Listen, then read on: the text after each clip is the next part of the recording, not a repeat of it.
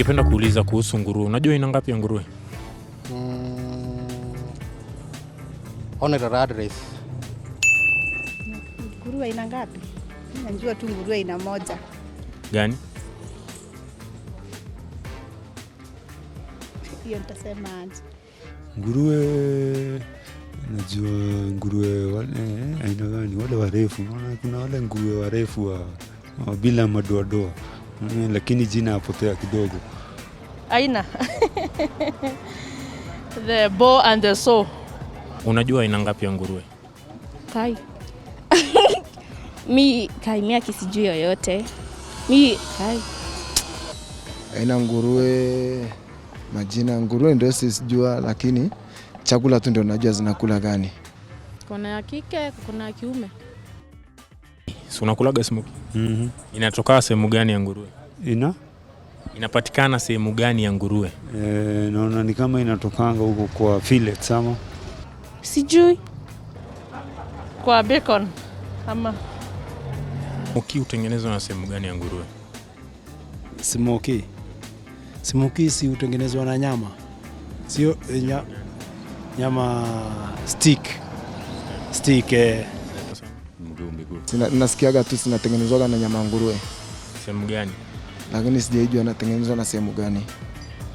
Na tuseme ndo nguruwe wako akuwe mnono. Unadhani unafaa kumlisha chakula gani? Namlishanga tu na hii chakula tu ya fugo. Tuseme hiyo tu ya fugo. si unaanza na sijui zile starter na hizo zingine then namalizia na hizo finisher. So winner. Matuizi matawi tunachonganga matunda, machakula yenye simealipika hivi. What I think about it ni so winner. Piglet ni nini? Mtoto wa nguruwe. Piglet ni nini? Kai. Mimi sifanyangi agriculture.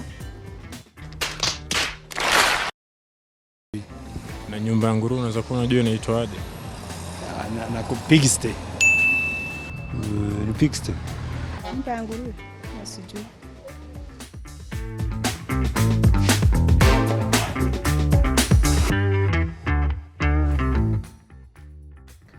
My name is Dr. Harrison Kamau, a veterinary surgeon by profession. I work at Unga Farm Care East Africa Limited, and I'm a regional manager for Central Region. There are different types of pig breeds. Of course, you have the indigenous and the very well-bred hybrid breeds. The ones that we use mostly traditionally are the small-sized indigenous breeds. The biggest characteristic you're going to note with them is that they have different variations of colors on their skin. But we have animals that are bred for their mothering capabilities, and others are bred for their conversion or meat producing capabilities, that is pork producing capabilities. The most notable ones are the large white and the large race, very big sized, and they have very good mothering capabilities. They're the ones that are used mostly by our farmers as the mother lines, or they're the ones that breed. They serve the breeders in most farms. But with progressions of proper breeding, we are having importations of cross lines of Duroc, cross lines of the Maxima breed that are very well suited for proper and lean kind of pork or bacon that is the most preferred for our markets today. But the biggest challenge I think most farmers need to notice with pig is the recession that comes from the inbreeding practice.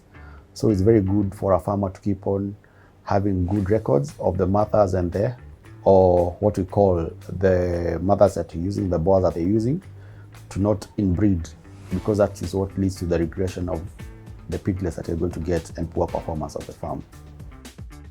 The right way to feed the pigs for the market, definitely the biggest objective is to have your pigs at the right weight in the shortest time possible. And the target weight that most farmers work with is a range of 90 to 105 kgs with a target period of 5.5 months at most to 6 months. This will be dependent definitely on the feeding, the quality of feed that you're going to give, and also the good management and breeding that you're going to have with your pigs. But at Unga Farm Care, we have a very elaborate feeding regime for pigs. where we start off at the early stage. Once a piglet is born, that's where we start with Fugo crib pellets. These are fed to the piglets mostly from the 5th day up to the time they are going to be weaned. That's around 45 days. The aim of this crib feed is to be able to give that small piglet enough proteins or enough nutrients and ensure that it has maximum body gain per day, and also to ensure that it is able to achieve a target of maybe 12 to 14 kilos within that period before you wean it. And also it helps the piglet to be able to adapt to the solid feed. It's not going to have a shock, a post-weaning shock once you're going to use the other feed that comes much later. It can either be pig starter or sow and weaner. The second type of feed that we have is Fugo sow and weaner meal. This is usually fed to the mother and the piglets before they are weaned. For the mother, when it is suckling, the piglets are suckling, you give an allowance of 2.5 kilos per day, and for the piglets you give an allowance of half a kg per day. This is usually fed up to a period of around 3 months for the pigs that you are rearing for meat or for harvesting much later. From then on, from the transition of 3rd to 4th month, you do Fugo pig finishing meal. This is a diet that is made for maximum weight gain per day to be able to achieve your target weights, as we said, within the 6 months. And you're supposed to give an allocation of 2 kgs to 2.5 kgs per day per piglet as it grows. The requirements for good pig sty is 1, proper drainage, which will ensure that the unit is kept very clean and no water is lying back on the unit. Number 2, it has to have proper passageways and proper spacing to ensure that the pigs are able to express their natural behavior. Number 3, the flooring has to be not very smooth. It has to have the proper gradient to ensure that the piglets are not having injuries, they are not falling off all the time. And also they should be able to provide an area that the pigs are going to have proper feeding. That is in terms of the trough, they should be placed in the proper areas, and the water to be able to be kept clean with no contamination. And also a pigsty, if it's for the breeding mother, it has to have a secluded area, which we call the crib area, where the piglets can be able to hide from the mother, so that you prevent the incidences of the mother lying on them when they are very young, where they can feed on their own feed, and also the mother does not lie and injure or kill some of them when they're very young. Best practices for piglet rearing is the first thing to keep in mind when a piglet is born, it does not have the ability to control its body temperature.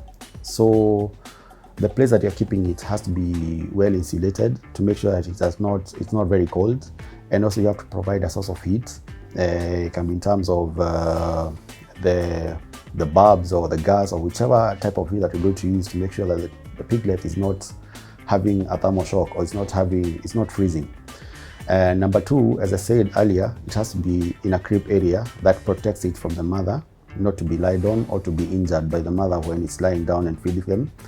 It has to have proper access when the mother is feeding them to be able to access the teats of the mother and to access the right quantity of the milk. Also, the feed has to be the piglet has to be provided with a starter diet or a crib diet, which is given the early stages to ensure that piglet weans smoothly. When it's stopping to be fed or to feed on the milk of the mother, it transitions smoothly to the solid feed that's going to be introduced much later in life. The next thing that needs to be done on the piglet, there are routine practices that need to be done when the piglet is young. And the major practices that are done is 1, tooth clipping, that prevents the piglet from hurting the mother while it's suckling. Number 2, you have to do iron injection. This one is to prevent the piglet from having that deficiency, because they don't usually have the ability to produce their own iron. And number 3, for the male piglets, they have to be castrated early in life so that they can be able to convert and to remove a taint that is usually left on a male piglet that is not being used for breeding.